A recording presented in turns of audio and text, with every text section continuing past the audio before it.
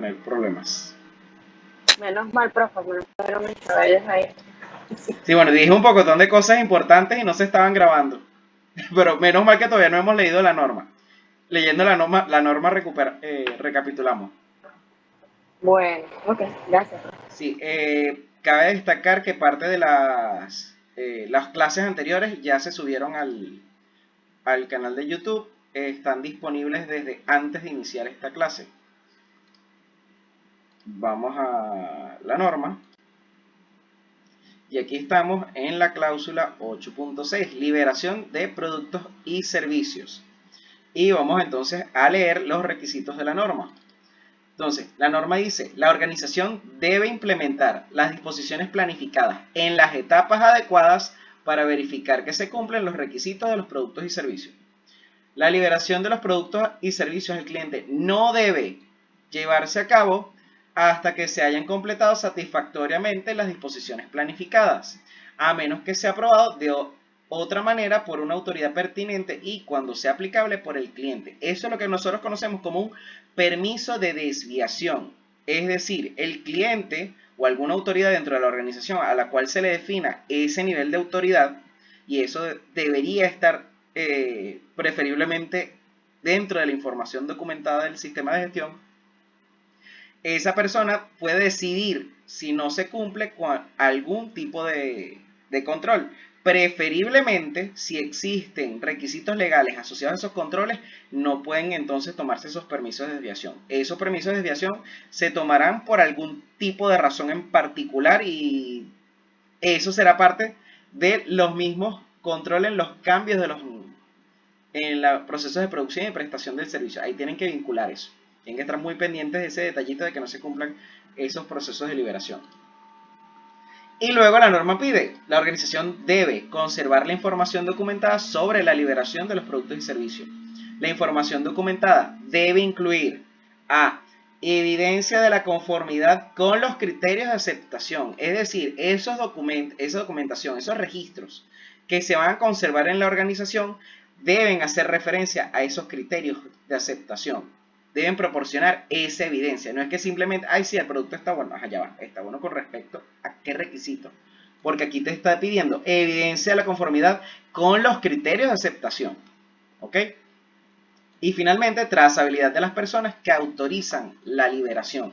Es decir, las personas que liberan deben estar debidamente identificadas dentro de esos registros de liberación. ¿Se entiende lo que tiene que ver con la liberación de los productos y servicios?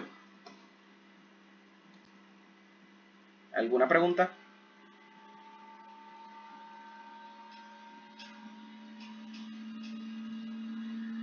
Bien, creo que no hay preguntas. Entonces, cuando no se aprueba la liberación, ya sabemos que estamos en presencia de una salida no conforme. Entonces, vamos a ir a la presentación.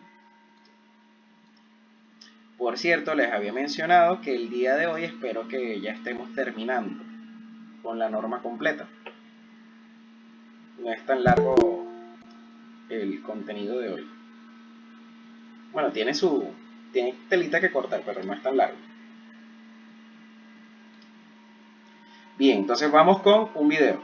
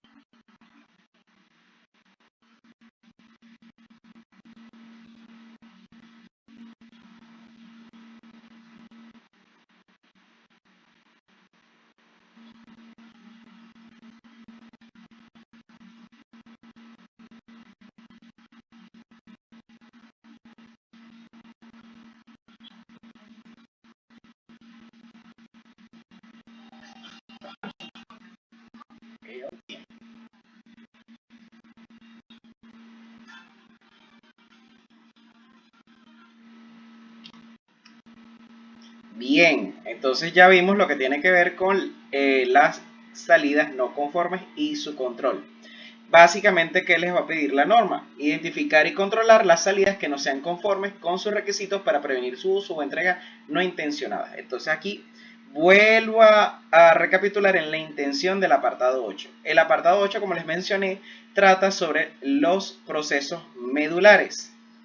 Entonces, cuando hablamos de las salidas, en esta parte del control de las salidas, hablamos aquellas relacionadas de manera directa con el producto o servicio. Ejemplo, materiales que no cumplan con algún tipo de requisito, si el producto que se está generando en ese proceso de producción no es un producto terminado, sino un producto que sale de un proceso específico y debe luego pasar a otro proceso y no está cumpliendo con los requisitos, esa sería una salida no conforme. No hablaríamos de ya el producto terminado como no conforme, sino simplemente de esa salida en particular. Entonces tienen que estar muy pendientes porque esto tiene que ver directamente con el proceso, con el producto o servicio asociado a la línea de servicio de la organización. Bien, ¿qué nos pide también la norma? Tomar acciones adecuadas basándose en la naturaleza de la no conformidad y en su efecto sobre la conformidad en los productos y servicios. Y nos pide tratar las salidas no conformes mediante. La primera opción que nos da es la corrección. Ahorita vamos a hablar de esto. Luego nos dicen separación, contención, devolución o suspensión de la provisión de productos y servicios.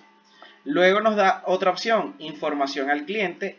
Y por última, obtención de autorización para su aceptación bajo concesión. Aquí tenemos otra vez lo que hemos hablado de los permisos de desviación y este otro término que es la concesión.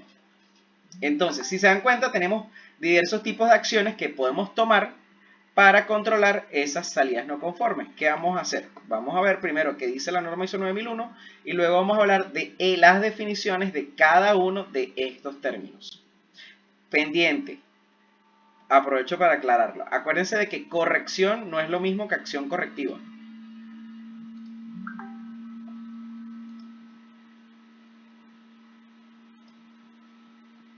Bien, entonces nos estamos moviendo aquí a la norma. Ajá. Control de las salidas no conformes. La organización debe asegurarse de que las salidas que no sean conformes con sus requisitos se identifican y se controlan para prevenir su uso o entrega no intencionada. La organización debe tomar las acciones adecuadas basándose en la naturaleza de la no conformidad y en su efecto sobre la conformidad de los productos y servicios. Esto se debe aplicar también a los productos y servicios no conformes detectados después de la entrega de los productos, durante o después de la provisión de los servicios. La organización debe tratar las salidas no conformes de una o más de las siguientes maneras. A. Corrección. B. Separación, contención, devolución o suspensión de provisión de productos y servicios. C. Información al cliente. D. Obtención de autorización para su aceptación bajo concesión. Si se dan cuenta, la norma les da estas 4 opciones. Y ustedes pueden escoger, dependiendo del tipo de salida no conforme, con cuál se van o si hacen una mezcla de ellas. Y luego dice, debe verificarse la conformidad con los requisitos cuando se corrigen las salidas no conformes. ¿Qué quiere decir esto? Vamos a aplicar otra vez la cláusula 8.6 que tiene que ver con la liberación. Luego nos vamos a las 8.7.2.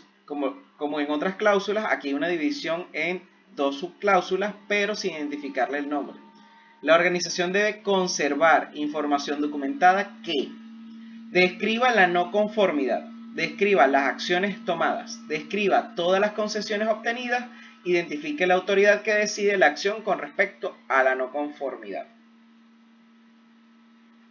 Ustedes aquí están viendo mucho el término no conformidad y habíamos hablado de las salidas no conformes. Una salida no conforme puede tener varias no conformidades o al menos una. Es lo que normalmente se llama defectos. Entonces podemos tener un defecto o varios defectos y podemos tener productos o servicios defectuosos. Esos productos o servicios defectuosos los vamos a llamar salida no conforme. La norma hace referencia a los términos, es en base a la no conformidad. Bien, entonces vamos a irnos a la norma 9000.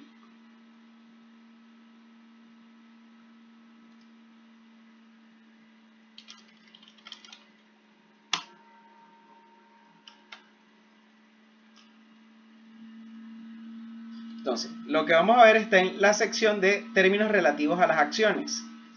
En esta sección hay varias definiciones que necesitamos estudiar. Aquí están las de acción preventiva y acción correctiva. No las vamos a hablar ahorita, las vamos a hablar cuando nos toque la cláusula 10.2. Vamos a irnos primero a corrección. Corrección es acción para eliminar una no conformidad detectada. Nota: una corrección puede realizarse con anterioridad, simultáneamente o después de una acción correctiva. Si se dan cuenta, no las asocian, son cosas diferentes. Y nota 2, una corrección puede ser, por ejemplo, un reproceso o una reclasificación. Y la norma aprovecha y define estos términos. Entonces, ¿qué es una corrección? La eliminación de una no conformidad. Nada más. Sé que a lo mejor a veces el término es como raro o se suele confundir con acción correctiva. Ya luego vamos a hablar de acción correctiva para que puedan diferenciarlas con corrección. Y vamos a conversar sobre los otros tipos de acciones que aquí se especifican en la norma 9000. Vamos con esta, reclasificación. Variación de la clase de un producto o servicio no conforme para hacerlo conforme a requisitos diferentes a los requisitos iniciales. Ustedes han escuchado hablar de las computadoras refurbished que aparecen en Amazon. Refurbished quiere decir reprocesadas. ¿Las han escuchado de ellas?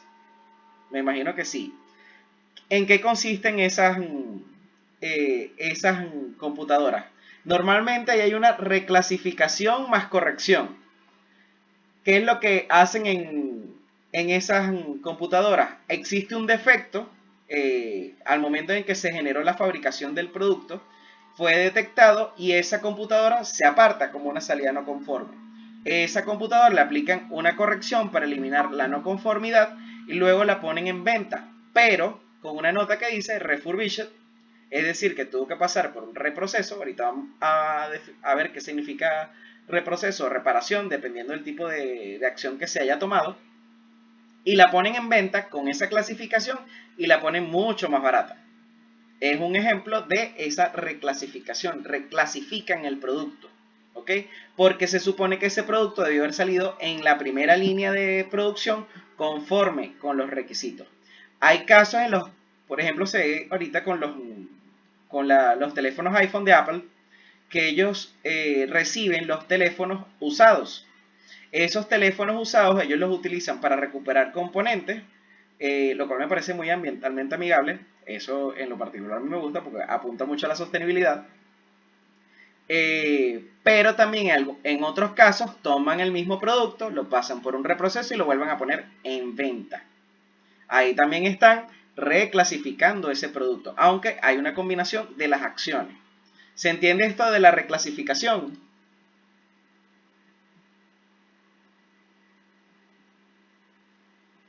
Un ejemplo de reclasificación que a mí me encantara que ocurriera, pero no ocurre. Mira, esto es casi que chiste. Yo tengo un problema con la comida, en particular con los pastelitos y las empanadas. A mí no me gusta que los pastelitos y las empanadas se abran, porque se fríe todo por dentro, está todo tostado, la cosa. A mí no me gusta. Hay gente que ama eso, pero a mí no me gusta en lo particular.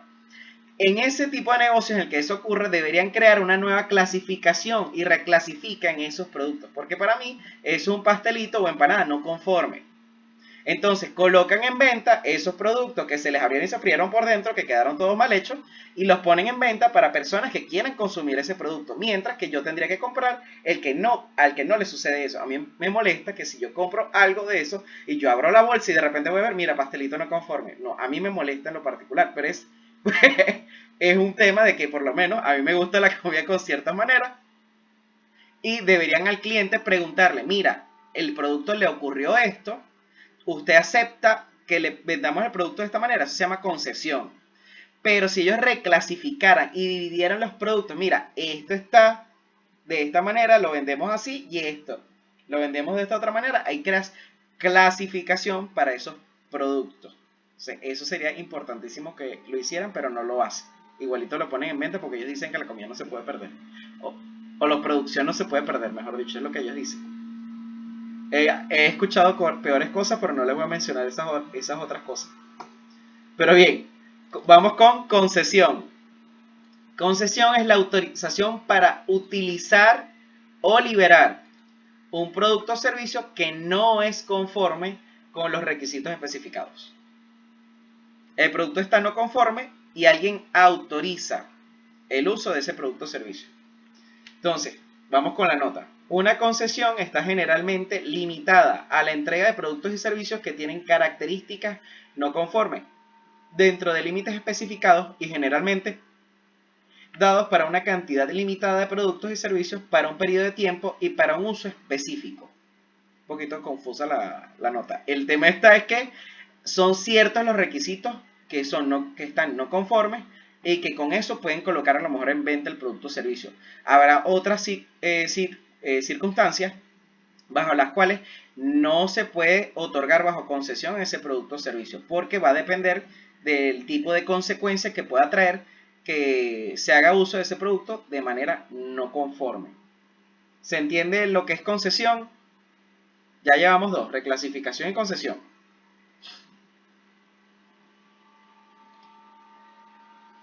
Bien, permiso de desviación. Autorización para apartarse de los requisitos originalmente especificados de un producto o servicio antes de su realización. Es decir, esto es previo. La concesión es posterior. Entonces, el permiso de desviación es que tú sabes que tú no estás cumpliendo algo, pero lo estás autorizando, ¿ok? Nota. Un permiso de desviación se concede generalmente para una cantidad limitada de productos y servicios o para un periodo de tiempo limitado y para un uso específico. Ejemplo, esto ocurre cuando tienes algún tipo de material no conforme, aparte de las materias primas, tienes un proceso de producción en el que no vas a poder aplicar ciertos controles porque a lo mejor no tienes disponible la tecnología, las personas u otro tipo de situaciones, entonces puede ser que ese producto o servicio esté saliendo no conforme. El tema está en que te permites la desviación. Y ya luego teníamos la definición de liberación, que ya la vimos, autorización para proseguir con la siguiente etapa de un proceso o el proceso siguiente. Hay una nota, pero esta está asociada a un tema de un término en inglés, por eso no aplica para la versión española de la norma. Luego tenemos reproceso. Reproceso es acción tomada sobre un producto o servicio no conforme para hacerlo conforme con los requisitos. Y vamos con las notas. El reproceso puede afectar o cambiar partes del producto o servicio no conforme. Normalmente esto lo podemos ver en ciertos tipos de procesos industriales. Hay casos en los que no se suele ver. Cuando normalmente cambian partes del producto, ahí sí podríamos estar hablando de reproceso, pero hay casos en los que sí se trata de hacer una especie de mantenimiento, ciertos tipos de actividades en las que ciertas partes del producto se encuentran dañadas y se toman acciones para que puedan estar en funcionamiento y ahí estaríamos frente a una reparación, que es la definición siguiente. Un ejemplo de reproceso, hay un grupo que está trabajando con una empresa que tiene línea de servicio de potabilización y comercialización de agua. El reproceso consistiría en que si el agua no está conforme luego de realizar ciertos procesos, esa agua, dependiendo de las características que están generando esa no conformidad, podría volverse a introducir dentro del proceso para que finalmente salga conforme con los requisitos. Como les estoy mencionando, todo va a depender de las características de la no conformidad. ¿Se entiende el reproceso?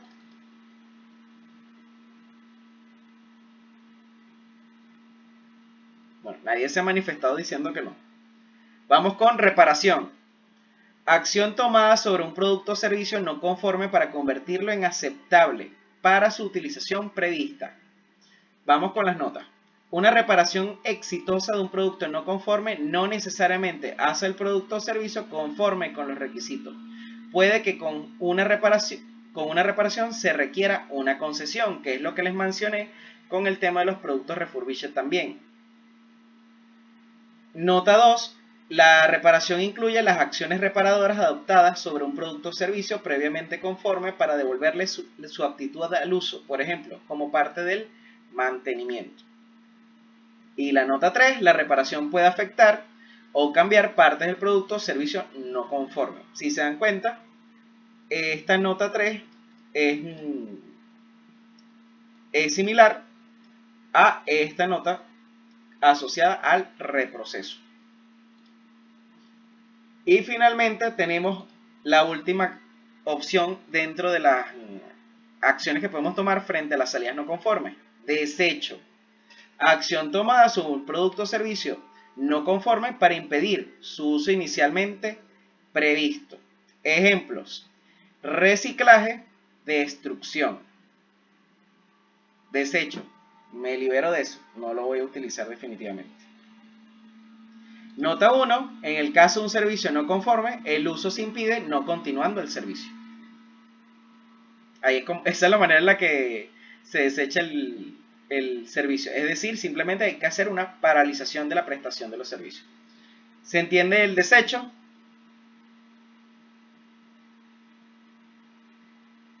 Bien, entonces, como habíamos analizado, muchas de estas acciones están asociadas a las correcciones. El desecho no está asociado a una corrección, mientras que la reparación y el reproceso sí lo están. Una concesión y un permiso de desviación no están asociados a las correcciones. Y una reclasificación tampoco estaríamos hablando de una corrección porque no estás eliminando la no conformidad. Por eso es que hago referencia a estas dos acciones. El reproceso y la reparación les permite eliminar esa no conformidad que está presente. Y por eso les pueden servir de corrección. ¿Ok? Tienen que estar muy pendientes de eso. Bien, y con eso terminamos con el apartado 8 de la norma ISO 9001. Bastante duro. Ok, ¿se acuerdan del ciclo PHBA? Bastante que hemos hablado de ese ciclo durante todas las clases. Teníamos que el apartado 6 de la norma era la P de planificar del ciclo PHBA.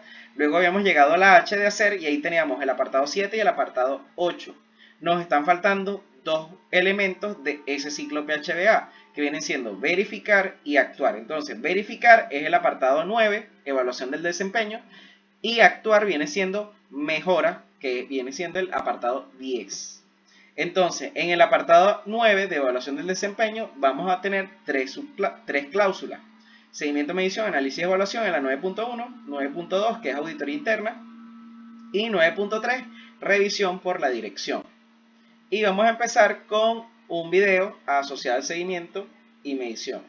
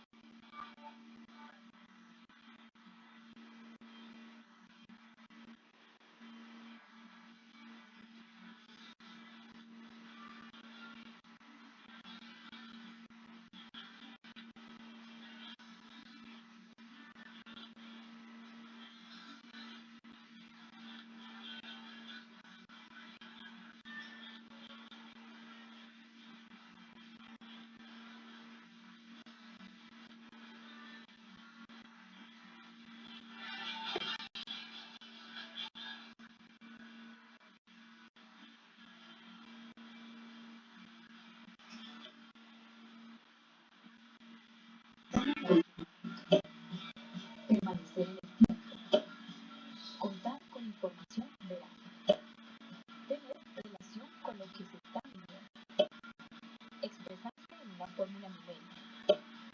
Ser adecuado para tomar decisiones. Ser comparable con periodos anteriores. Servir de control. Y ser el más conveniente. La caracterización de un indicador se elabora en una ficha técnica que describe nombre del indicador, origen de los datos, expresión matemática, unidad de medida, umbrales, tendencia de los datos, frecuencia de recolección de los datos, responsable y metas deseadas. Metas que son identificadas bajo una convención semaforizada de color, lo que permite visualizar de manera rápida el nivel en el que se alcanzó la meta. Los datos obtenidos de los indicadores de gestión suelen presentarse a través de gráficos estadísticos que facilitan el análisis de los mismos. Los más usados son gráfico de barras, gráfico de línea, gráfico de control, gráfico parejo, gráfico de sectores y gráfico de dispersión. El análisis e interpretación de los datos es esencial en la formulación de los indicadores de gestión. Interpretar hace referencia al proceso explicativo que permite determinar las relaciones causa-efecto y sus repercusiones en cadena, y analizar al proceso de categorización y descripción del comportamiento de un objeto con el fin de conocer su direccionalidad y tendencia. Para interpretar y analizar los datos, se suele utilizar la técnica de las 5 W y una H, es decir, preguntas correspondientes al qué, por qué, quién, dónde, cuándo y cómo. Diseñar indicadores requiere deshacerse de 5 paradigmas. 1, 2, 3, 4 y 5. En la construcción de indicadores se recomienda centrarse en los focos vitales y no en los muchos triviales, que sean sencillos, objetivos y de fácil manejo, que sean un sistema temprano de alarmas y no de historia, que se apoyen en los medios tecnológicos existentes y que estén alineados con la toma de decisiones. Formación virtual en TEN. Indicadores de gestión. Bien, esta parte de los indicadores de gestión se relaciona con la cláusula 9.11. Sin embargo, no lo es todo. Hay que estar muy pendiente de qué es lo que nos pide la norma en esa cláusula. Bien, la cláusula de seguimiento, medición, análisis y evaluación se divide en 3 subcláusulas. La primera es la de generalidades. Esta de generalidades establece que la organización debe determinar qué necesita seguimiento y medición en la organización, qué métodos se van a emplear para asegurar resultados válidos, cuándo se deben llevar a cabo el seguimiento y la medición y cuándo se deben analizar y evaluar los resultados del seguimiento y de la medición. En todo esto se suelen emplear indicadores para poder analizar y evaluar los datos que están surgiendo de ese seguimiento y medición. Entonces, vamos primero a ver qué es seguimiento. Lo habíamos visto la semana anterior cuando vimos las definiciones de las determinaciones. Perdón. Entonces, seguimiento es determinación del estado de un sistema, un proceso, un producto, un servicio o una actividad. Entonces, vamos con un ejemplo. ¿Ustedes se acuerdan de los gráficos de control cuando vieron medición y análisis de la calidad y productividad? Yo me imagino que se deben de acordar. Y había unos gráficos, el gráfico P y el gráfico NP. Y está el gráfico C y el gráfico U. Esos gráficos de control están asociados a atributos. Normalmente hay una mezcla de las salidas no conformes con los indicadores, con estadísticas, muchas cosas por ahí. El asunto está en que esos gráficos se generan con el análisis y la evaluación de la información que surge del seguimiento. En ese seguimiento nosotros decimos el producto está no conforme y tiene este defecto en particular. Y eso pasa luego a un análisis de evaluación con esos gráficos. Esa es la manera en la cual podríamos relacionar el uso de la norma para ello. Y el uso de esos gráficos vienen siendo indicadores. Ustedes van a ver cuál es el que van a utilizar en particular para analizar las salidas que se encuentran no conformes con los requisitos. Bien, adicionalmente en la cláusula 9.11 la norma dice que se debe determinar y evaluar el desempeño y eficacia del sistema de gestión de la calidad. Entonces, para este punto en particular, normalmente las organizaciones lo que hacen es que desarrollan instrumentos que le permitan decir, mira, de esta manera se encuentra el desempeño y la eficacia de nuestro sistema de gestión de la calidad en este momento en particular. Y suelen hacer algún tipo de combinación con los requisitos para las diferentes cláusulas. Bien, vamos a ver entonces qué es lo que nos dice directamente la norma.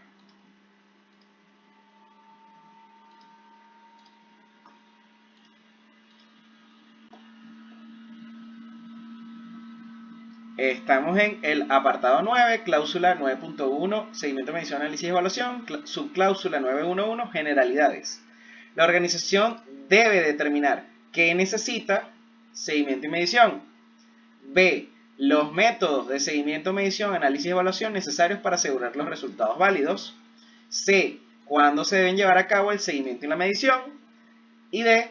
Cuándo se deben analizar y evaluar los resultados del seguimiento y la medición. Entonces, cuando estamos hablando de los procesos, de los productos y servicios, acuérdense de que ya ahí estamos incluyendo actividades de seguimiento y medición cuando implementamos el control basados en los criterios de aceptación de la salida y el criterio de la operación de los procesos. Entonces, una parte de las actividades de seguimiento y medición está relacionada con los planes de la calidad. Luego la norma nos pide: la organización debe evaluar el desempeño y la eficacia del sistema de gestión de la calidad. Eso es lo que les mencioné ahorita, en lo que tendríamos que crear un instrumento que permita determinar cuál es la situación del sistema de gestión de la calidad. Y por último, la organización debe conservar información documentada apropiada como evidencia de los resultados del seguimiento, medición, análisis y evaluación. Importantísimo. Luego tenemos la subcláusula 9.1.2 que dice satisfacción del cliente. Vamos a ver la cláusula y luego nos vamos a la presentación. La organización debe realizar el seguimiento de las percepciones de los clientes, del grado en que se cumplen sus necesidades y expectativas. La organización debe determinar los métodos para realizar el seguimiento y revisar esta información. Nota: los ejemplos de seguimiento de las percepciones del cliente pueden incluir las encuestas del cliente, la retroalimentación del cliente sobre los productos y servicios entregados, las reuniones con los clientes, el análisis de las cuotas de mercado, las felicitaciones, las garantías utilizadas y los informes de agentes comerciales. Son muchas las maneras bajo las cuales se puede determinar la satisfacción del cliente. Es más, dependiendo del tipo de organización, el producto o servicio que se presta, hay empresas que te evalúan porque a lo mejor tienen un sistema de gestión de la calidad y ellos deben evaluar a sus proveedores. Esas evaluaciones que a ti te hacen como proveedor, tú lo puedes utilizar para ver cuál es esa percepción que tienen ellos sobre el grado en que se cumplen sus necesidades y expectativas. Bien, vamos a la presentación para que veamos de manera resumida lo que está asociado a satisfacción del cliente.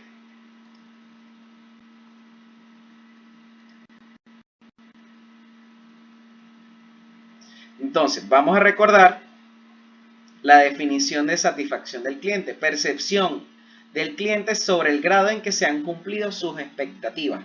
Y habíamos hablado en cierto momento de que la existencia de quejas normalmente refleja que hay insatisfacción del cliente, pero que si a nosotros no nos llegan quejas, no necesariamente quiere decir que el cliente está satisfecho. El tema está en que debemos hacer seguimiento y la organización dependerá, de acuerdo a las características de los productos y servicios, buscar la manera de determinar cuál es ese grado de satisfacción. ¿Se entiende esta parte de la satisfacción del cliente? Y lo que habíamos visto ahorita de las generalidades. Yo creo que sí, porque nadie habla, o si no ya se durmieron. Bien, y luego tenemos la subcláusula 913, que trata sobre el análisis y la evaluación. Entonces, ¿qué es lo que vamos a utilizar aquí como entrada? Los resultados del seguimiento y medición. El seguimiento y medición me debe aportar datos, y esos datos hay que analizarlos y evaluarlos. O sea, ¿qué nos pide la norma? Analizar los datos y la información apropiados que surgen del seguimiento y la medición para evaluar. En primer lugar, la conformidad de los productos y servicios. B, el grado de satisfacción del cliente. El desempeño y la eficacia del sistema de gestión de la calidad, si lo planificado se está implementando de forma eficaz. La eficacia de las acciones tomadas para abordar los riesgos y las oportunidades. Tenemos rato que no hablábamos de esto. El desempeño de los proveedores externos y la necesidad de mejoras en el sistema de gestión de la calidad. Si se dan cuenta, esto está relacionado casi que con la norma completa. Vamos a ver entonces qué es lo que nos pide la norma.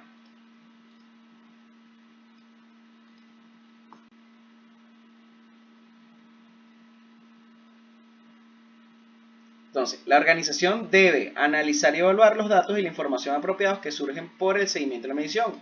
Los resultados del análisis deben utilizarse para evaluar la conformidad de los productos y servicios, el grado de satisfacción del cliente. Esta conformidad de los productos y servicios ya saben que está relacionada con la implementación del plan de la calidad y el control de los procesos. B, el grado de satisfacción del cliente, los resultados de las encuestas. C, el desempeño eficaz del sistema de gestión de la calidad. Ya hablamos de que era el instrumento que debemos aplicar en la cláusula 911.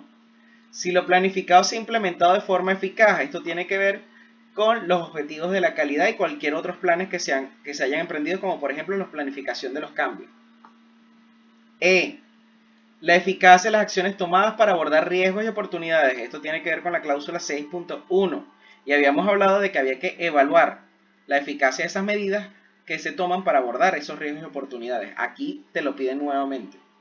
F, el desempeño de los proveedores externos. En la cláusula 8.4 ustedes le piden evaluar a los proveedores, hacer selección de los proveedores, hacer seguimiento del desempeño de los proveedores externos, y en cuarto lugar les pedían la reevaluación de los proveedores. Aquí tienen que ver con el tercer punto de lo que le piden con los proveedores, el seguimiento al desempeño. Esa información debe utilizarse para evaluar cuál ha sido ese desempeño.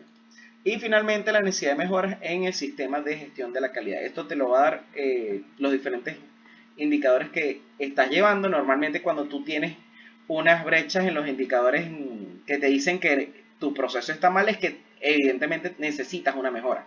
Entonces ahí es el momento para emprender acciones. Y te dan una nota. Los métodos para analizar los datos pueden incluir técnicas estadísticas. Aquí entran los gráficos de control en toda su expresión. ¿Se entiende entonces la cláusula 9.1? Excelente. Bueno, vamos a dejar la norma y nos vamos a ir por un ratico a hablar de auditorías.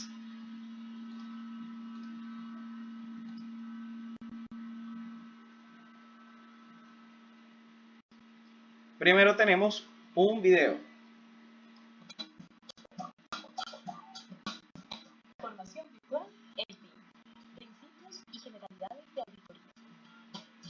La auditoría interna es un proceso sistemático, independiente y documentado para obtener evidencias y evaluarlas de manera objetiva, con el fin de determinar la extensión en que se ejercen los criterios de la auditoría.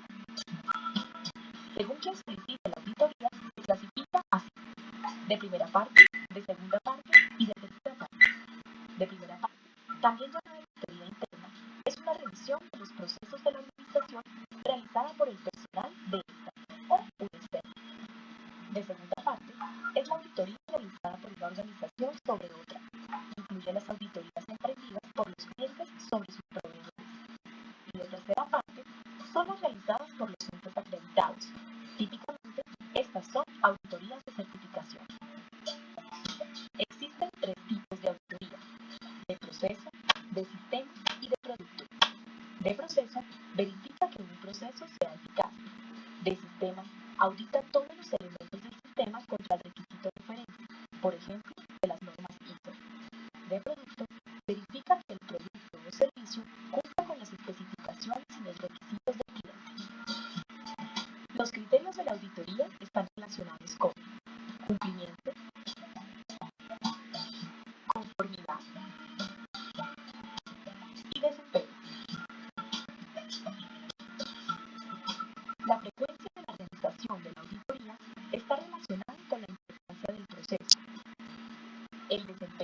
proceso o los resultados de la última auditoría.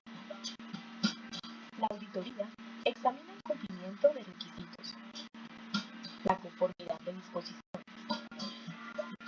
y el desempeño de los objetivos. Además, busca identificar problemas.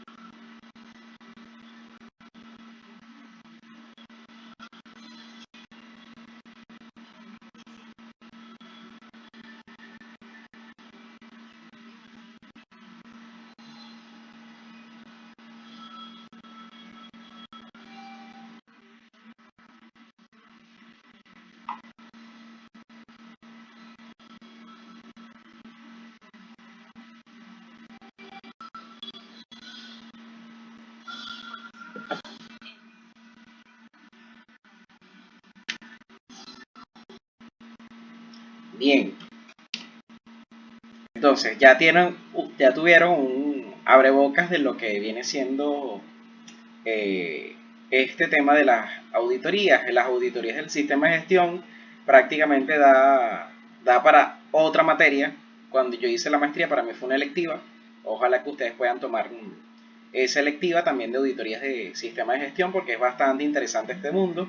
Cuando aprenden de auditorías, todo eso que puedan aplicar en el tema de las auditorías en sistemas de gestión de la calidad, tal cual funciona para auditar ISO 45001, ISO 14001, ISO 22, la ISO 22000, 27001, las diferentes normas de sistemas de gestión. Lo único que va a cambiar es el hecho de que deben conocer sobre la norma en particular que están auditando y deben conocer sobre las líneas de servicio sobre la cual trabaja esa organización. ¿Qué les pide básicamente la norma en esta cláusula de las auditorías? Básicamente viene siendo programar esas auditorías, que las auditorías internas sean programadas. Importante, las auditorías en sistemas de gestión de la calidad son planificadas. La gente sabe cuándo la van a auditar. Las auditorías en sistemas de gestión de la calidad no son sorpresas, porque el sistema de gestión de la calidad no tiene policías. Aquí nosotros no estamos buscando la prevención del crimen. Aquí nosotros buscamos es que los procesos realmente mejoren.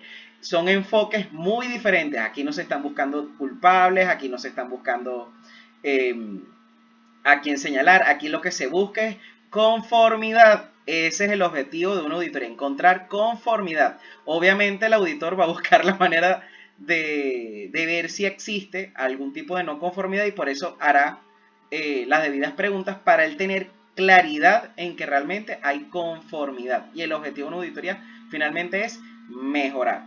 Eso lo tienen que tener muy claro. Esto no es una auditoría realizada por la Contraloría General de la República. Esto no son auditorías para determinar si hay corrupción en los procesos. Nada de eso. Tienen que estar muy pendientes. Una auditoría de sistemas de gestión de la calidad, ustedes tienen que estar relajados. Y tienen que ser sinceros con lo que está ocurriendo en la organización y listo. Claro, la gente se preocupa porque creen que a lo mejor, ay, mira, no hice tal cosa, me van a culpar a mí, no sé qué cosa y tal, pero bueno, pues hay que tener el trabajo al día. Bien, entonces, programamos las auditorías internas. ¿En qué consiste en programarlas? Establecer los momentos en los que vamos a estar haciendo esas auditorías. Normalmente estas auditorías las pueden hacer por los procesos. Hay procesos que van a tener que auditar más de una vez en el año porque son procesos más importantes. Normalmente los de producción y prestación del servicio. Eso hay que auditarlos a cada rato. El mismo proceso de gestión de la calidad. Pero, por ejemplo, procesos de apoyo, como gestión del talento humano, la gestión de la infraestructura, puede ser que la frecuencia de las auditorías no sea tan alta como en esos otros procesos que afectan de mayor manera el sistema de gestión de la calidad. Para esas auditorías hay que definir unos criterios y un alcance de la auditoría. ¿Qué es lo que se busca y lo que se pretende con esas auditorías? Normalmente tiene que ver con el mismo objetivo. ¿Qué objetivo persigues tú al realizar esa auditoría? También debes hacer una selección de los auditores. Aquí entra también el tema de la competencia para realizar la auditoría, pero no solamente eso. Hay otros aspectos asociados a la independencia del auditor asociada al proceso que se va a auditar. ¿Qué quiere decir esto? Yo no me puedo auditar a mí mismo. Si yo soy el gerente de calidad dentro de una organización, yo como gerente de calidad no puedo auditar ni mi trabajo ni el de las personas que están bajo mi posición. Yo puedo básicamente, si soy el gerente de calidad, auditar otras áreas de la organización que no tengan relación directa con mi trabajo. Y habrá que buscar otra persona que haga la auditoría sobre ese proceso que como tal lideraría. ¿Ok? Puede hacer uso de un auditor contratado externamente. Ojo, contratado externamente, no auditor externo. Pendiente aquí con los términos, ahorita les explico más. U otra persona que esté dentro de la organización, pero esté en un área diferente para que realice esa auditoría. Las auditorías deben ejecutarse con objetividad e imparcialidad. Y muy importante aquí el tema de la imparcialidad, y por eso es lo que les comento ahorita. Pero la objetividad es lo más importante. Aquí los criterios no son cosas que uno se inventa. Aquí los criterios deben estar claramente definidos. Los criterios de una auditoría de sistema de gestión de la calidad, ¿cuáles son? La norma ISO 9001, los requisitos legales y reglamentarios aplicables al producto o servicio, el sistema de gestión de la calidad. Si te están auditando y te están poniendo un requisito que no está aquí, que no está en esas tres cosas que les estoy nombrando, se están inventando un requisito y ahí no hay objetividad. Importantísimo eso. Luego nos pide la norma informar los resultados a la dirección pertinente, es decir, esos resultados se deben elevar. Y finalmente, ya esto para el auditado, se deben abordar los hallazgos sin demora injustificada. Vamos a ver la norma para que veamos bien en detalle cuáles son esos requisitos. relativos a la auditoría interna y luego vamos a hablar un poquito más de este tema de las auditorías de sistemas de gestión.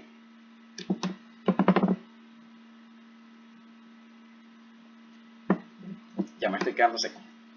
Bien, la cláusula de las auditorías se divide en dos subcláusulas, pero sin títulos. La primera parte yo la llamo generalidades y yo la segunda la llamo programa de auditoría. Y así las llama creo que la 45.001 y la 14.001. Entonces, la 921 nos dice, la organización debe llevar a cabo auditorías internas a intervalos planificados para proporcionar información acerca de si su sistema de gestión de la calidad es conforme con los requisitos propios de la organización para su sistema de gestión de la calidad y en segundo lugar los requisitos de esta norma internacional. Y B, para ver si se implementa y se mantiene eficazmente. Para eso son las auditorías. Como les dije, no son para buscar culpables. Y luego en la cláusula 9.22 nos establece, la organización debe, en primer lugar, planificar, establecer, implementar y mantener uno o varios programas de auditoría que incluyan la frecuencia, los métodos, las responsabilidades, los requisitos de planificación y la elaboración de informes, que deben tener en consideración la importancia de los procesos involucrados, los cambios que afectan a la organización y los resultados de las auditorías previas. Normalmente cuando se hacen auditorías internas, lo primero que se ve es, mira, dame el informe por favor de la auditoría anterior y se hace seguimiento a las acciones que se tomaron o que se quedó en implementar tras esa auditoría. Si habían no conformidades o se generaron observaciones durante esas auditorías, lo ideal es iniciar la auditoría interna haciendo seguimiento a esas acciones que se acordaron implementar en los procesos. Como les había mencionado, se debe tener en consideración, ¿se acuerdan la diferencia de consideración y tener en cuenta? La importancia de los procesos involucrados, los cambios que afectan a la organización. Si la empresa el sistema de gestión de la calidad ha estado abordando ciertos cambios, lo ideal es que entonces la frecuencia de las auditorías en esa área puede incrementar o la duración de la auditoría puede verse afectada porque a lo mejor es necesario poder hacer una auditoría mucho más profunda, que el muestreo sea más amplio y que el auditor pueda tener certeza y seguridad de que realmente esos cambios se implementaron de manera eficaz y que no están afectando de manera negativa al sistema de gestión de la calidad. Y así como les había mencionado, la importancia de los procesos. Normalmente los procesos asociados a la producción y prestación del servicio son los más importantes en estos procesos de auditoría interna. Luego las normas nos piden en el literal B definir los criterios de la auditoría y el alcance para cada auditoría. En el C nos dice seleccionar los auditores y llevar a cabo auditorías para asegurarse de la objetividad e imparcialidad del proceso de auditoría. Las auditorías también hay que auditarlas. Eso quiere decir que el proceso encargado de hacer esas auditorías hay que auditarlo. D. Asegurarse de que los resultados de las auditorías se informen a la dirección pertinente. E. Realizar las correcciones y tomar las acciones correctivas adecuadas sin demora injustificada. Esto es un ganchito raro que tiene la norma cuando agregaron lo de la sin demora injustificada. Quiere decir que inmediatamente, en cuanto se detecten dentro de una auditoría estas no conformidades, inmediatamente ya se tienen que estar emprendiendo las acciones apropiadas, correcciones y acciones correctivas dependiendo del tipo de no conformidad que se presente. Y en literal F nos piden conservar información documentada como evidencia de la implementación del programa de auditoría y de los resultados de las auditorías. ¿Qué vamos a tener aquí? Informes de auditoría, básicamente. Bien, hay una norma que trata todo este tema de las auditorías, que es la norma 19.011. Si llegan a ver la materia de auditorías de sistemas de gestión, esa materia debe enfocarse básicamente en esa norma. Bien, vamos a ver ahora lo demás que tengo en la presentación, que quiero que conversemos un poquito sobre este tema de las auditorías. Vamos a profundizarlo un poquito porque en el video se mencionaron varias cosas y necesito que las recapitulemos y estemos claros de ellas. Bien, lo primero que vamos a repasar es el concepto de auditoría. En nuestra primera clase lo habíamos tocado, pero lo vamos a recapitular. Una auditoría es un proceso sistemático, independiente y documentado para obtener evidencias de auditoría y evaluarlas de manera objetiva con el fin de determinar el grado en que se cumplen los criterios de auditoría. Si se dan cuenta, todo es un proceso de auditoría es cuadrado, en el sentido de que debe ser objetivamente, debe ser obligatoriamente sistemático, independiente y documentado. Si no se cumple con eso, sino que la auditoría se realiza de una manera desorganizada y sin una planificación adecuada, ya sabemos que la auditoría puede ser que no vaya a generar los resultados que nosotros esperamos. Entonces, tenemos una clasificación de las auditorías. Están las auditorías de primera parte, que son las auditorías en las que el cliente de la auditoría, es decir, el receptor del informe de la auditoría, es la misma organización. Eso es una auditoría interna, ¿ok? Tienen que estar muy pendientes de eso. Una auditoría interna es aquella destinada para la misma organización, así sea realizada por auditores contratados externamente, no auditores externos. Aquí no hablamos de auditores externos, se utiliza ese término, auditor contratado externamente, ¿ok? ¿Se entiende eso? Necesito que todos estén claros. Ajá. Y las auditorías de segunda parte y de tercera parte sí son auditorías externas. ¿Por qué son auditorías externas? Porque son auditorías en las que el informe de auditoría está destinado a otra organización, fuera de la organización auditada. Ejemplo, tenemos las auditorías de segunda parte. Un ejemplo son las auditorías a proveedores. Si usted necesita que el sistema de gestión de la calidad de su proveedor tenga un cierto desempeño, eso se va a considerar una auditoría de segunda parte, porque el informe obviamente lo va a recibir el proveedor, puede ser que lo reciba, dependiendo de bajo cuáles condiciones se hagan esa auditoría. Pero el informe finalmente está destinado es para esa organización que va a contratar a ese proveedor. Y tenemos las auditorías de tercera parte. Estos tienen fines legales y reglamentarios y fines de certificación. Ejemplo, las auditorías de fondo norma destinadas a la certificación y el mantenimiento de la certificación de un sistema de gestión son denominadas una auditoría de tercera parte. ¿Se entiende esto?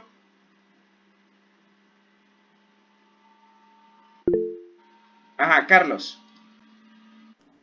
Saludos, profe, ¿cómo está? Profe, Chévere, porfa, cuéntame. repita lo de las auditorías internas. La auditoría interna es aquella en la que el cliente de la auditoría, es decir, el receptor del informe de la auditoría, es la misma organización. Así yo contrate un auditor fuera de la organización, el informe va a ser para mí. Como es para mí, la auditoría es interna. ¿Ok? Mientras que la auditoría será externa si el informe de auditoría no es para mí, es para un tercero. ¿Se entiende ahora? Sí, perfecto, gracias. Entonces, esas auditorías externas van a ser de segunda parte si es, por ejemplo, una auditoría que te realiza un cliente. Y van a ser de tercera parte si tienen fines legales y reglamentarios o fines de certificación. Es decir, una auditoría que te tenga que hacer un ente legal, como por ejemplo el CENCAMER, o auditorías que te tengan que hacer con fines de certificar tu sistema de gestión. Tengo manos levantadas, pero me las bajaron. Rafael.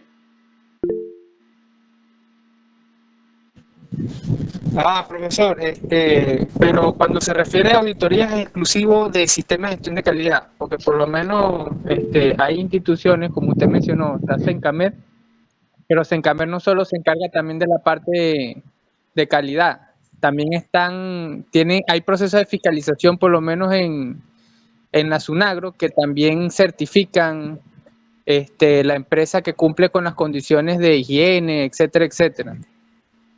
Pasa que la fiscalización no necesariamente es una auditoría. Entonces habría que revisar si realmente están como tal aplicando una auditoría. Sin embargo, esa fiscalización, si vamos a estos términos, igual sería una auditoría de tercera parte, porque tiene un fin legal y reglamentario, porque eso es lo mismo, a lo mejor te lo están realizando para otorgarte algún tipo de permiso.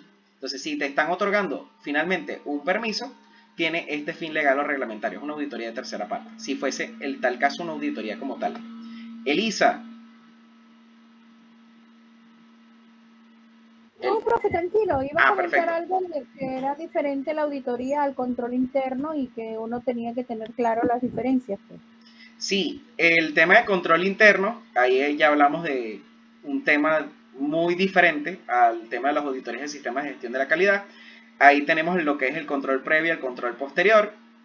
Son mundos en particular diferentes, pero la ejecución de auditorías persiguen el mismo, o pueden utilizarse o basarse es en la misma metodología. Esta norma 19.011, por ejemplo, también se aplica para las auditorías de la norma 37.001, que es los sistemas de gestión antisoborno. Esos sistemas de gestión antisoborno se basan mucho en los controles internos de la organización. Bien, ya entonces vimos aquí lo que era una auditoría y los tipos de auditoría que podemos tener. En el programa de auditoría ustedes pueden colocar cuáles son las auditorías de primera parte que van a realizar, las de segunda parte en tal caso de que les toquen y las de tercera parte. Yasmeri.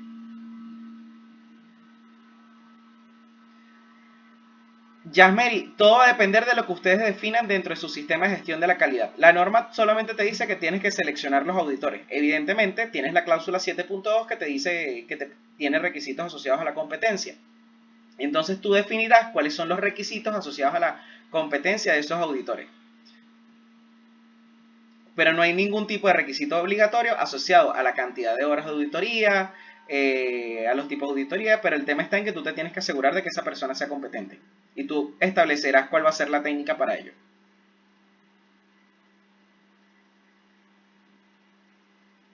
Espero haber solucionado la duda. Perfecto. Este tema de las auditorías, ustedes pueden conformar equipos de auditoría, entonces pueden establecer requisitos más estrictos para el líder del equipo auditor. Ojo que el líder de equipo auditor no es auditor líder tampoco, es otra cosa. Este tema de los usos de los términos es muy complicado aquí. Y contar con varios auditores internos. Dentro de esos auditores internos van a estar observadores o quienes pueden ser a lo mejor auditores en formación. Entonces, ustedes definirán cuáles van a ser esos procesos bajo los cuales ustedes van a decir u obtener a esos auditores dentro de la organización para su sistema de gestión de la calidad. Bien, vamos a ver algunos términos importantes para las auditorías. Lo primero es evidencia. Evidencia es registros, declaraciones de hechos o cualquier otra información que es pertinente para los criterios de auditoría y que es verificable. Alguien mientras estaba realizando la auditoría realizó ciertas declaraciones, el auditor tomó esas declaraciones y comparó con el resto de la evidencia y pudo concluir que existe a lo mejor una no conformidad. Esas declaraciones son parte de esa evidencia de la auditoría. Otras formas de evidencia pueden incluir fotografías, videos, entre otra información que se pueda recolectar durante todo ese proceso de auditoría. Esto está muy relacionado con el tema de los registros, evidentemente, pero los registros suelen ser información que está documentada. Pero acuérdense que en la auditoría existen métodos. Los métodos para recolectar información suelen ser las entrevistas, la observación directa y la revisión documental. Entonces, obviamente, en los registros los vamos a obtener a través de la revisión documental, las declaraciones de hechos los vamos a tener con las entrevistas, pero obviamente en la observación ustedes pueden identificar cualquier otro tipo de condiciones. En las auditorías de ambiente y de seguridad la observación es importantísima, porque la organización te puede estar declarando miles de cosas con los aspectos ambientales y tú tienes que estar observando en todo momento cuáles son los aspectos ambientales que tú observas durante ese proceso de auditoría. En el caso de calidad, tú observas para poder definir si se están cumpliendo los criterios de aceptación o si hay algún tipo de elemento dentro del ambiente para la operación de los procesos que puede estar afectando de manera negativa los procesos de producción y prestación del servicio. Entonces la observación es importante para evaluar principalmente lo que tiene que ver con el ambiente para la operación de los procesos. Tenemos el término hallazgo. Vamos primero con este término. Hallazgos vienen siendo resultados de la evaluación de la evidencia de la auditoría recopilada frente a los criterios de auditoría. Entonces, La evidencia de auditoría es todo aquello que el auditor recolecta. Esa evidencia se compara con los criterios y al compararse con esos criterios se obtiene un hallazgo. Ese hallazgo puede ser conformidad o no conformidad. ¿Se entiende ese término?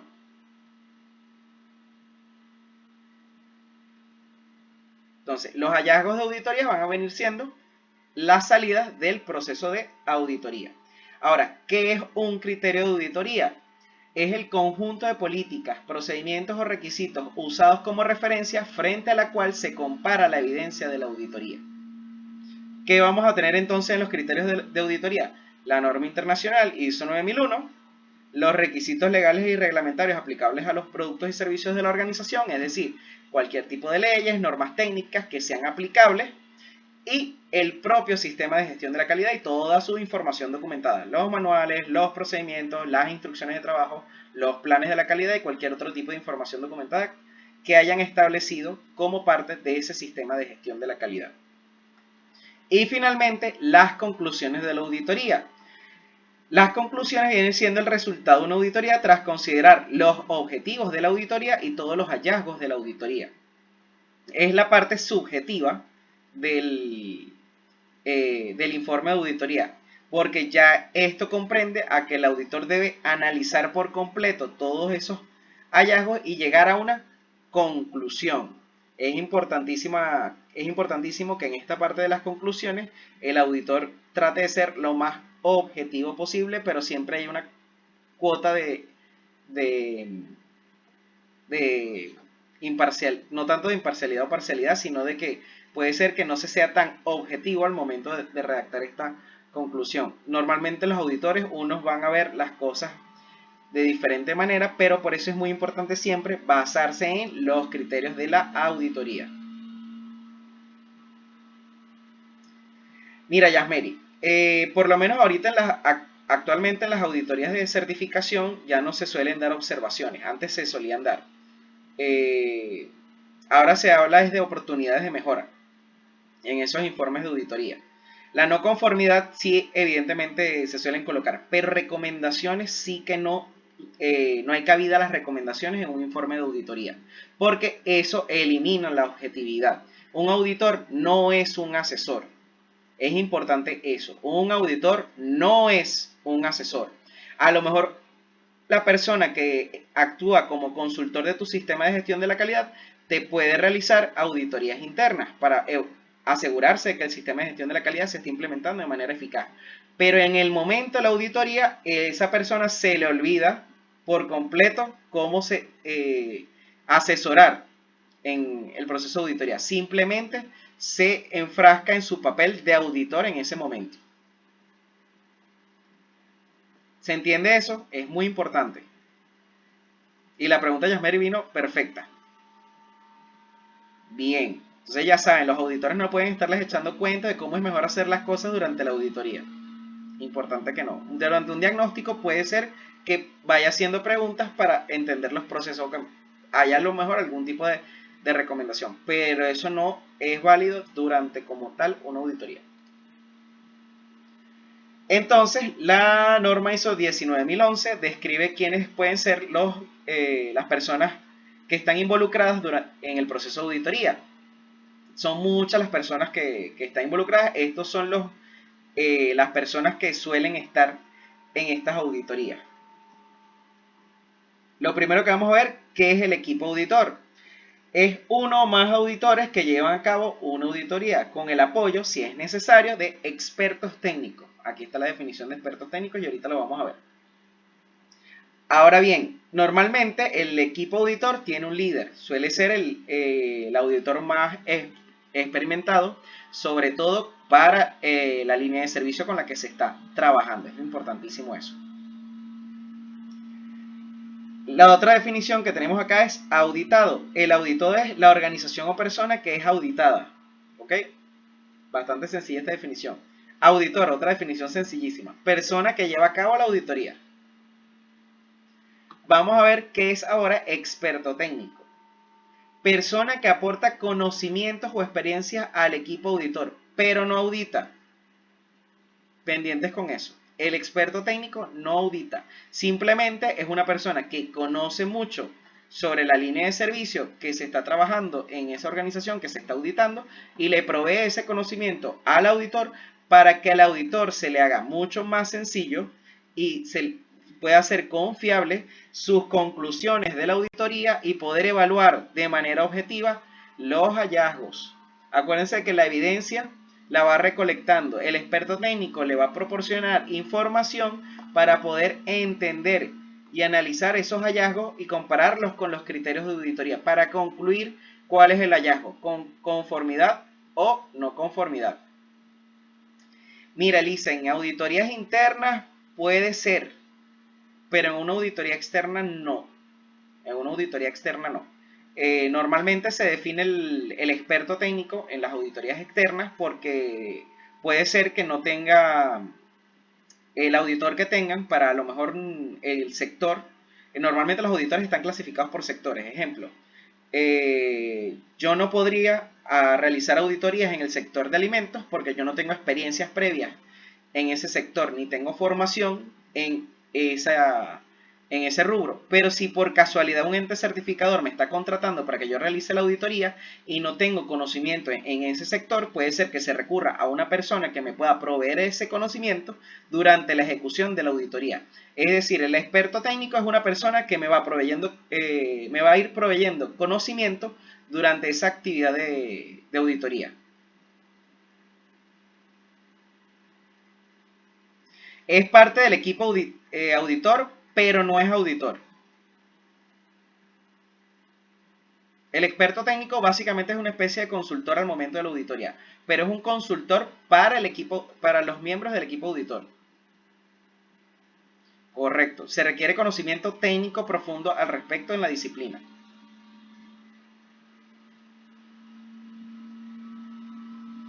¿Se entiende el rol del experto técnico? Bien, vamos con observador. Es una persona que acompaña al equipo auditor, pero tampoco audita. Y como dice aquí, acompaña al equipo auditor. Lo acompaña, pero no es parte del equipo auditor.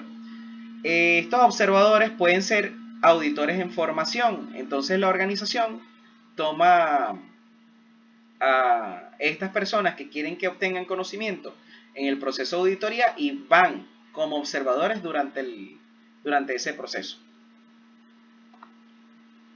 Pero el observador es importante que no ande opinando. Sobre todo frente al auditado. Ya sin la presencia del auditado le puede hacer preguntas a los auditores en la medida en que el equipo auditor se lo permita, porque ese es otro asunto. El observador tiene un papel muy limitado. Elisa puede ser el que les estoy comentando, el de formación. Ustedes puede ser que tengan una persona que le estén formando para ser un auditor. Y así esa persona puede ir obteniendo competencias sobre cómo realizar las auditorías en los sistemas de gestión. Normalmente no es que hiciste el curso de auditoría y listo, ya estás listo para que vayas a ir de auditor. Eso no es así. Entonces se requiere obtener esa experiencia. Al principio vas como observador y ya luego podrías empezar a ejecutar auditorías. Todo va a depender también del tamaño de la organización. Puede ser que algunas organizaciones decidan solicitar la presencia de un observador para también obtener más confianza sobre el proceso de auditoría, cuando por alguna razón no confías en el ente que va a realizar esa auditoría, pero normalmente eso no ocurre. Para eso tienes básicamente el guía de la auditoría. ¿Se entiende el rol del observador? Bien, y ahora vamos a hablar del guía. ¿Quién es el guía?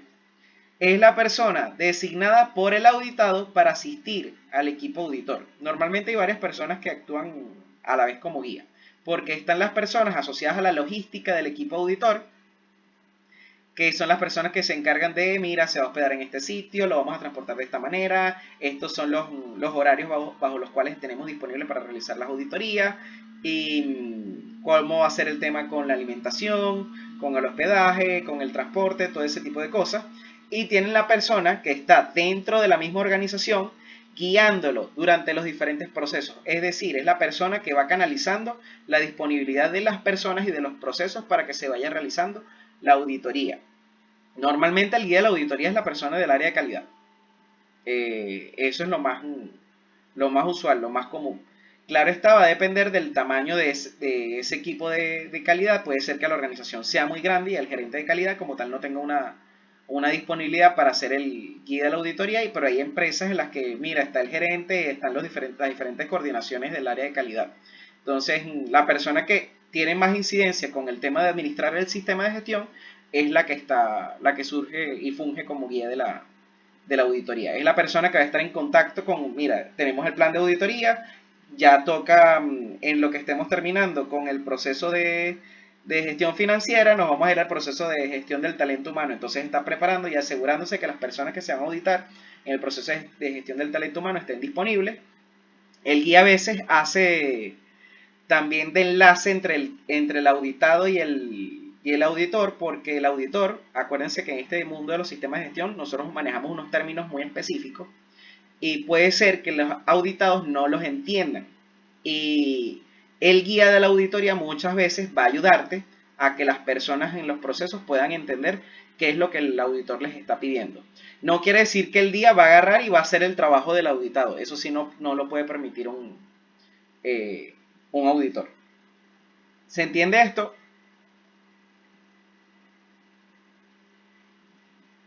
Yasmeri, sí, es importantísimo, pero no quiere decir que sea cerrado. El tema está en que el auditor tiene el tiempo muy ajustado y muy planificado y lo ideal es que se sea eficaz al momento de obtener la evidencia objetiva. Yo he visto auditorías de que, mira, lo ideal es que se haga la auditoría en el horario de trabajo de 8 de la mañana a 5 de la tarde y bueno, se sale de la auditoría a las 10 de la noche. En lo particular no lo comparto, no me gusta mucho. La idea es tratar de respetar el tiempo de las personas. Mientras que tuve otra experiencia con un auditor que él puntualmente, la auditoría es de 8 de la mañana a 5 de la tarde y la auditoría se hacía de 8 de la mañana a 5 de la tarde. Claro está, a lo mejor no se es 100% fiel en el tema del plan de la auditoría, porque el auditor a veces puede tomar ventaja dependiendo de los requisitos que se van auditando. Y si ve que en algún momento está haciendo la auditoría y hay algún proceso que vaya relacionando varios requisitos de manera simultánea, el auditor va a tratar de abordarlos de manera inmediata para poder ahorrar tiempo destinado posteriormente a levantar el informe de auditoría. Por eso es un tema de estrategia la del tiempo del auditor. Hay que ser muy, muy estratégico en esa parte. Bien, ya vimos quiénes están en una auditoría. Ahora, ¿cuál es el proceso normal de ejecución de una auditoría? Lo normal es que, bueno, tenemos nuestro programa de auditoría y se anuncia, vamos a auditar estos procesos, estas van a ser las auditorías y se especifica en primer lugar quién es el líder del equipo auditor. Ese líder del equipo auditor luego va a poder tener acceso a quiénes van a ser los auditores que lo van a acompañar. Normalmente si las empresas son pequeñas, suele ser el equipo auditor es el auditor, un solo auditor. Mientras que si las organizaciones son grandes, puede ser que tengan varios auditores para poder recabar toda la evidencia de la auditoría. Entonces, ¿qué es lo primero que se hace para realizar una auditoría? Primero se hace una preparación de esa auditoría. Vamos aquí a acercar. ¿Qué se hace en esa etapa de preparación? Se genera contacto inicial con el auditor y se obtiene información documentada clave. ¿Cuál es esa información documentada clave? Cualquier cosa que te permita a ti obtener una descripción sobre el sistema de gestión que vas a auditar. Si por casualidad la organización tiene un manual de la calidad, normalmente el auditor te lo va a pedir, te lo va a solicitar. Y ustedes no deberían tener problema con compartir el manual de la calidad de la organización, porque en realidad es un documento que va a facilitar el proceso de la auditoría. Yo se los había mencionado previamente. Puede ser que el auditor te pida algunos documentos en particular del sistema, pero es para ayudarlo a preparar el mismo informe de auditoría y a preparar cualquier tipo de instrumento que vaya a ser utilizado durante el proceso de auditoría. En las auditorías se pueden utilizar listas de verificación, pero no se puede cerrar a que simplemente vas a auditar basándote en estas listas de verificación. Estas listas lo que te deben a ti es facilitar el tema de que puedas recordar cuáles son los diferentes requisitos que tienes que ir evaluando a lo largo de la auditoría. Pero acuérdate que tú estás haciendo una auditoría de sistema de gestión, tienes que asegurarte que todos los requisitos como tal se estén dando cumplimiento. Y a lo mejor tú en un momento en particular evaluaste un requisito, pero posteriormente te estés dando cuenta de que existe una no conformidad con ese requisito mientras estabas haciendo una auditoría de otro proceso en particular. O sea, hay que estar muy pendiente con esos aspectos. No hay que ser muy cerrado que mira, sí, ya listo, cumplí con lo que me dice el instrumento.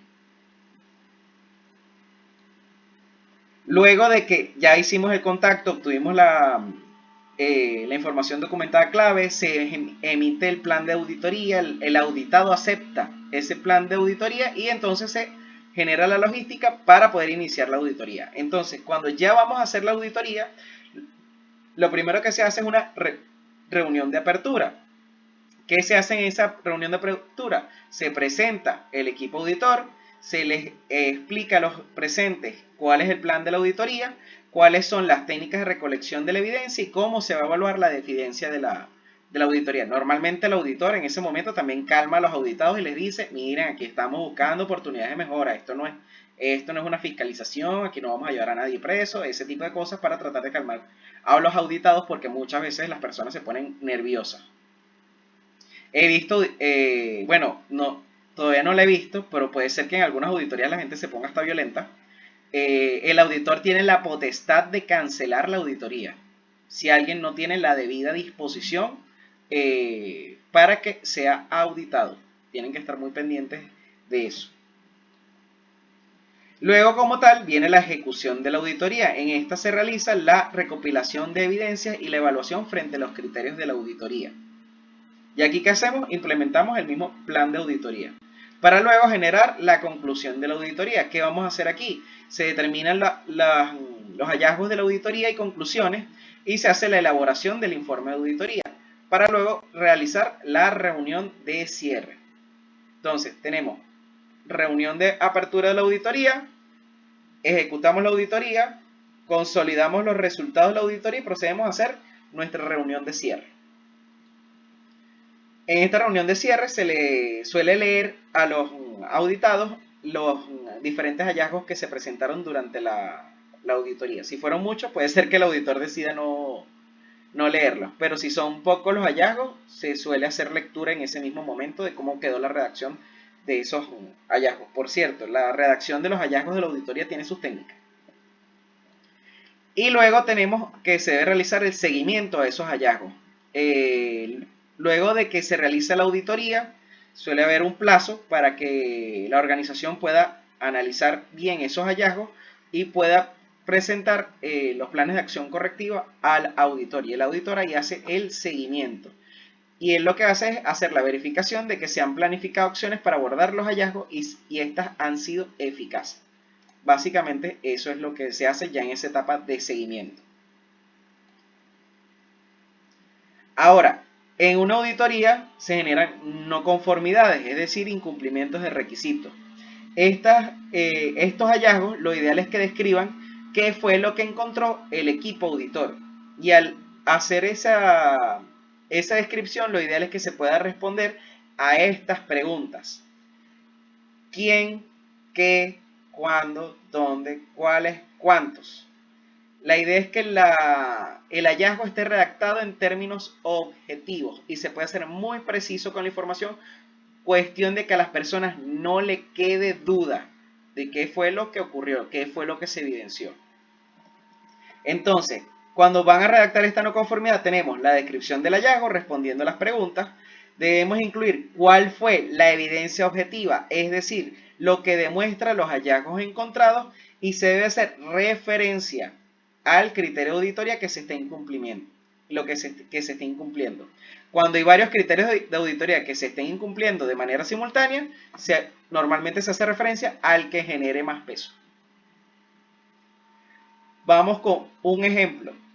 Tengo este ejemplo que tengo acá. Les leo el hallazgo. Vamos a acercarlo para que lo vamos a ver bien. Se evidenció que los cargos de operador de producción y auxiliar de almacén no poseen documentos certificados que avalen las competencias requeridas de formación en los ítems de impactos ambientales, peligros y riesgos de seguridad y salud en el trabajo y manipulación de productos terminados, incumpliendo lo que es establecido en el procedimiento PGSRH 001, gestión de competencia, y las normas ISO 9001, 14001 e ISO 45001 en la cláusula 7.2 literal D. ¿Se entiende?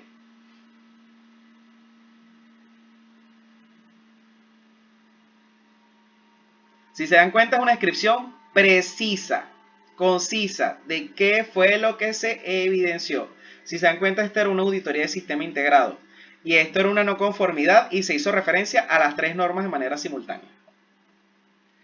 Importante, ¿por qué se hizo referencia a las 3 normas en simultánea? Porque si se dan cuenta, aquí hay impactos ambientales, eso es 14001, peligros y riesgos para la seguridad y salud en el trabajo, eso es 45001, y manipulación de productos terminados, eso es 9001. Bien, entonces ya saben, cuando tengan que redactar una conformidad, aquí tienen la chuleta. Y con eso estamos listos con lo que tiene que ver con las auditorías. Ahora vamos a hablar sobre la revisión por la dirección. ¿Alguna duda que haya quedado con el tema de las auditorías de sistemas de gestión?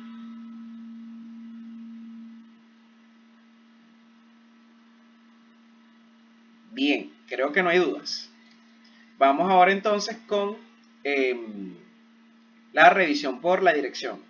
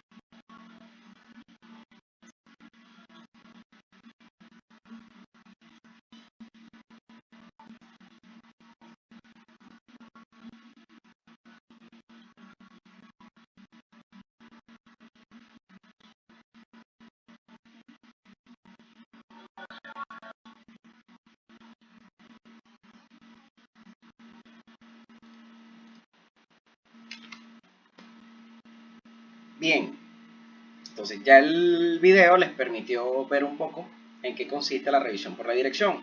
Acuérdense que la norma tiene 3 cláusulas en relación a la evaluación del desempeño y son las diferentes maneras bajo las cuales se realiza la evaluación del desempeño del sistema de gestión de la calidad. Habíamos visto seguimiento, medición, análisis y evaluación. En segundo lugar tenemos las auditorías internas y ahora nos toca la revisión por la dirección, y esto es netamente una responsabilidad de la alta dirección de ese sistema de gestión de la calidad. Veo que Ángel levantó la mano. ¿O fue que la levantó por error?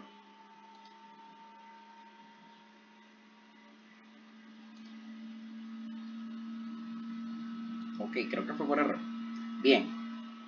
Entonces, ¿qué viene siendo esa revisión por la dirección? La revisión por la dirección es la determinación por parte de la alta dirección de la conveniencia, adecuación, eficacia y alineación continua del sistema de gestión de la calidad con la dirección estratégica de la organización. Es decir, si el sistema de gestión de la calidad es práctico y es útil para la organización cumplir con sus objetivos a largo plazo. Básicamente, para eso se realiza la revisión por la dirección. En esa revisión hay unas entradas y se generan unas salidas. Vamos a ver esta información directamente en la norma. Miren, ya nos falta poquito para terminar.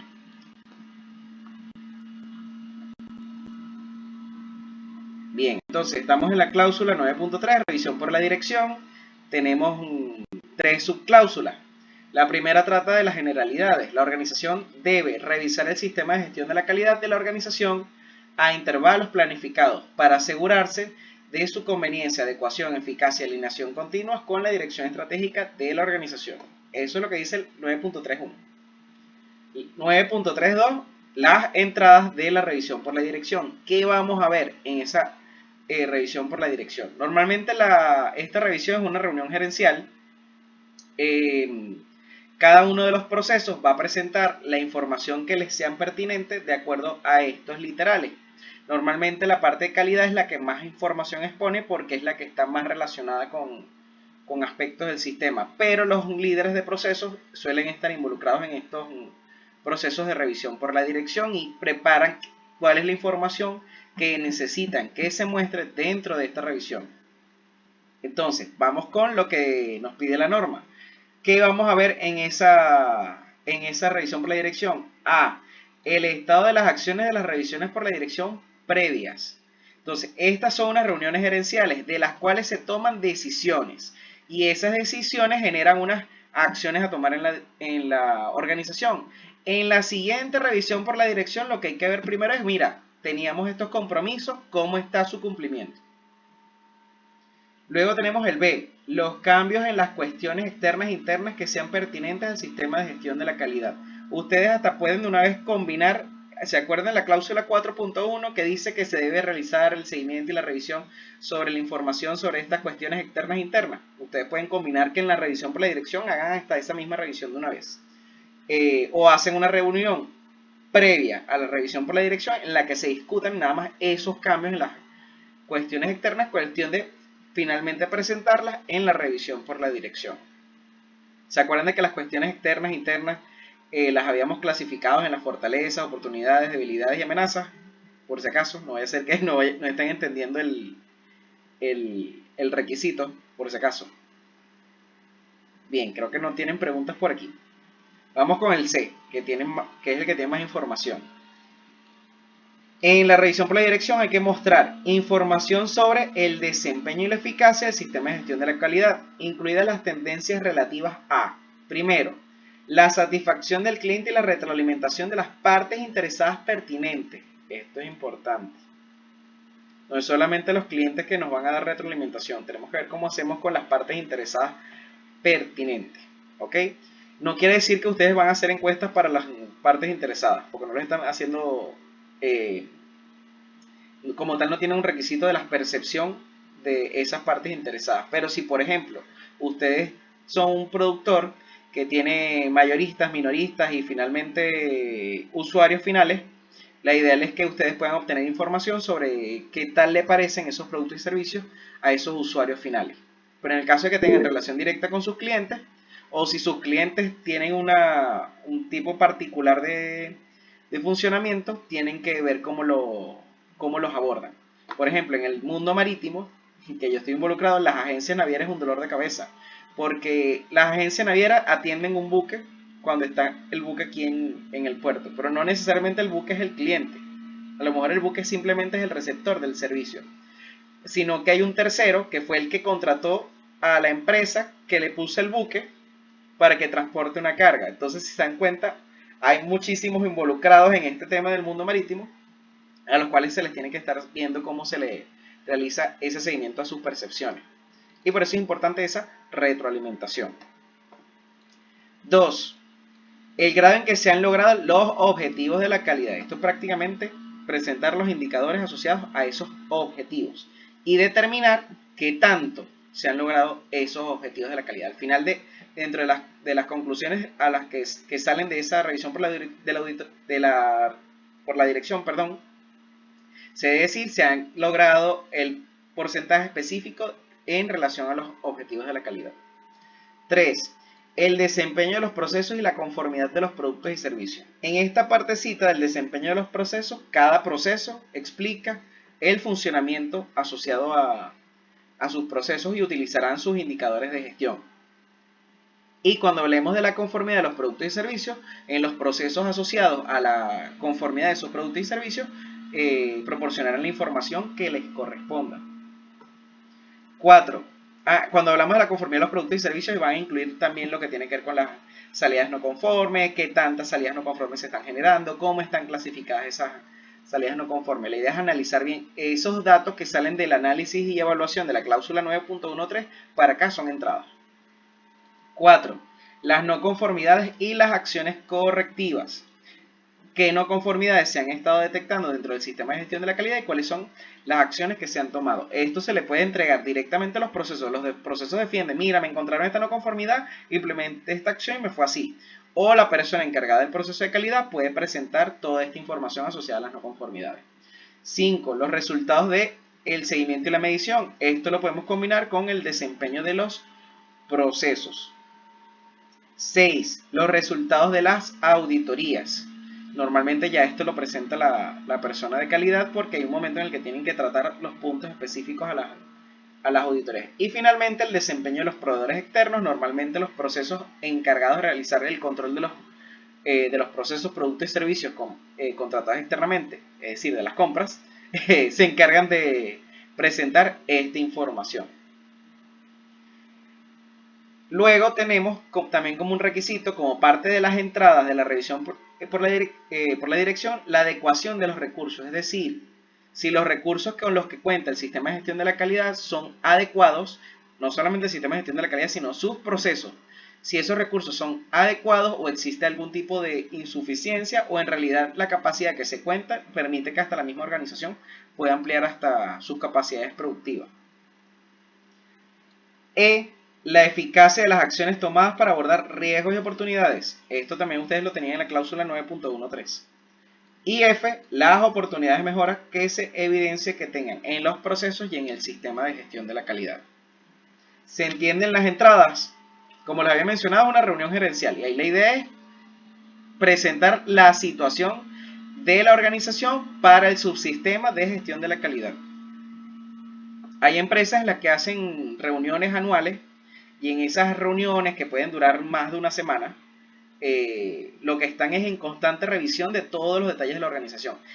Como parte de esa agenda de una semana, en una parte en particular está la revisión del sistema de gestión de la calidad, porque en muchas organizaciones está una parte en la que van revisando los estados financieros, se aprueban estos estados, tienen otras reuniones de otro tipo en función a esos mismos estados financieros y los resultados financieros que está arrojando la organización. Y luego van a las áreas operacionales, y aquí es donde entra básicamente el sistema de gestión de la calidad.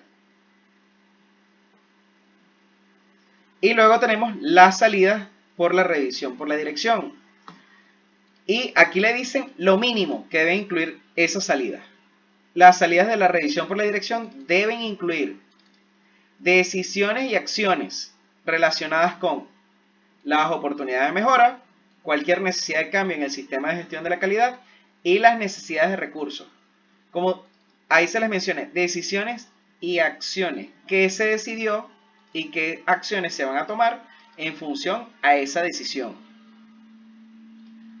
La organización debe conservar información documentada como evidencia de los resultados de las revisiones por la dirección.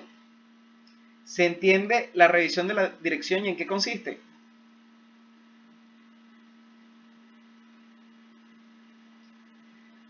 Importante acá. La revisión por la dirección es una actividad planificada. Se ejecuta a intervalos planificados. La organización puede ser que haga unas revisiones parciales en el año. Por ejemplo, cada 3 meses. O puede ser que al mes se realice una reunión gerencial. Y en esas reuniones gerenciales se discutan estos puntos. Hay otras empresas, por ejemplo, aquí en el Centro de Refinación Paraguaná realizan unas reuniones que llaman ENA. En esas ENA se discuten ciertos puntos que están relacionados con la revisión por la dirección. Puede ser que esas mismas reuniones sean definidas como parte de estas revisiones. El tema está en que no en todas las reuniones se deben tomar en cuenta todos estos requisitos, porque la norma dice consideraciones, considerar. Importante este aspecto, ¿se acuerdan de lo que yo les dije sobre considerar? Alguna vez en el año cubrirán todo, pero no va a ser en todas las reuniones, ¿ok? El tema es que lo ideal es que la revisión por la dirección sea práctica, no hacer de esto una actividad que simplemente tengan que hacer por obligación, sino que realmente puede utilizarse como una herramienta gerencial. Y bien, con eso estamos listos con el apartado 9. Nos vamos ahora con el apartado 10 de la norma.